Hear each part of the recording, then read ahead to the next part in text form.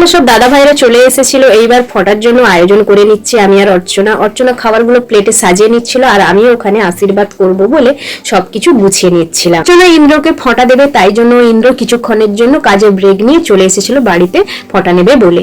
অর্চনা ফলমূলগুলো সব কেটে নিয়ে প্লেটে সাজিয়ে দিল। তারপর আমরা ভাই ফোঁটার জন্য বসে গেলাম। আমি এখানে শঙ্খটা বাজিয়ে দিচ্ছি, কারণ চিনিমা প্রথমবার এবছর ফোঁটা দিচ্ছে।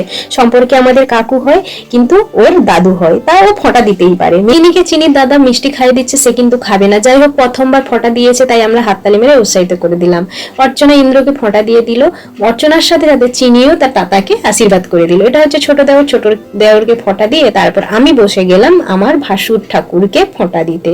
তো এবছর শ্বশুর বাড়ির সবাইকেই ফোঁটা দেওয়া হলো, কারণ হচ্ছে আমার দাদার ছেলে হয়েছে, জন্মসূচ পড়েছে, সেই জন্য দিতে পারিনি। তারপর আমি ছোট দেওরকে ফোঁটা দিয়ে আশীর্বাদ করে মিষ্টি খাইয়ে দিলাম। এরপরে আমার ছোট ননদ আছে, ছোট ননদ তার হচ্ছে দাদাকে ফোঁটা দিয়ে দিল।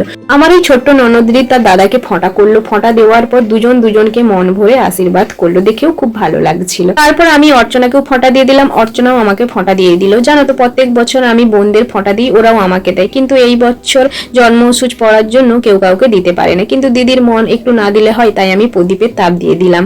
দেওয়া তো উচিত নয়, কিন্তু তাও দিয়ে দিলাম। দুই বোনকে প্রদীপের তাপ দিয়ে আশীর্বাদ করে দিল আর চিনিকেও করে দিল। তো এবছরের ভাইফোঁটা খুবই ভালোভাবে কেটেছে। তোমাদের কেমন লেগেছে ভিডিওটি জানিও।